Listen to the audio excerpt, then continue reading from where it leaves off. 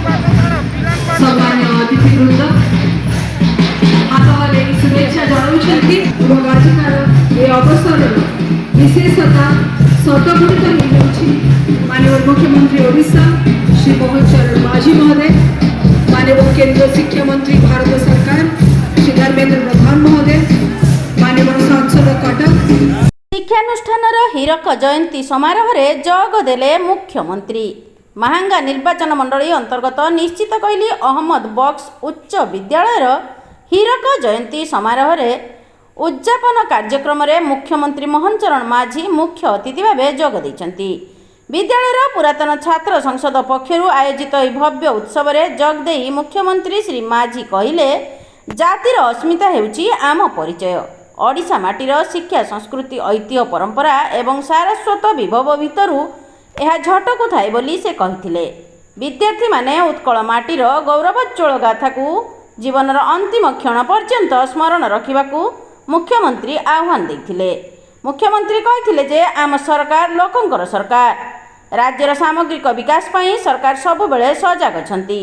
अहमद बक्स high school उन्नति पाई 2 कोटी ऊर्ध्व टंका जगाई देवाकू मुख्यमंत्री आज घोषणा करिसंती।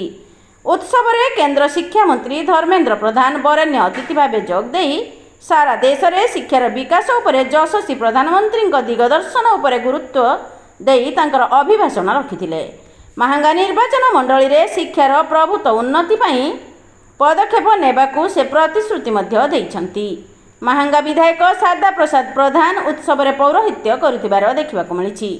कटक सांसद भर्तृहरि महताब, केन्द्रापड़ा सांसद बैजयंत जय पंडा, विद्यालयर प्रधान शिक्षक कादम्बिनी मल्लिक एवं विधायक दुर्गा प्रसन्न नायक, विधायक नीलमणि विषयी, विधायक दुष्मंत स्वाई, विधायक आश्रित पट्टनायक, विधायक बाबू सिंह, विधायक विजय दलबेहरा प्रमुख एही उत्सव में जोग देई पुरातन छात्र संघ को उत्साहित करथिले।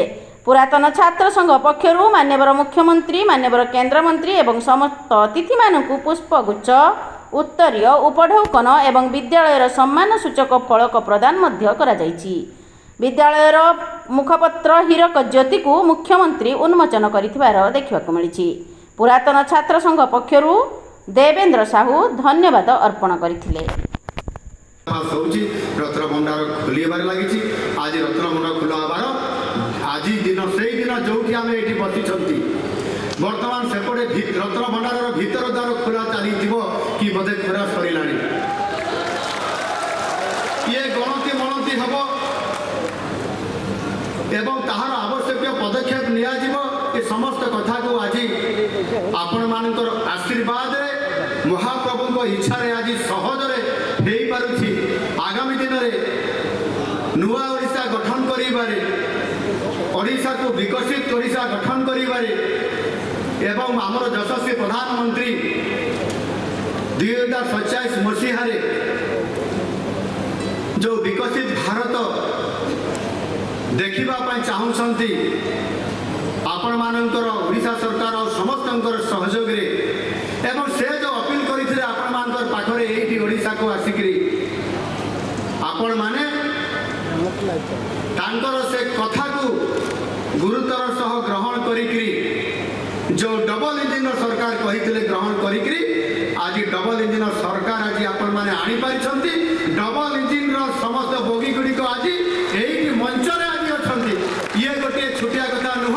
आगामी दिन विकसित ओडिशा को आग को नेबा पाई ये होची आपण मानकर सामने आज डबल इंजिन सरकार।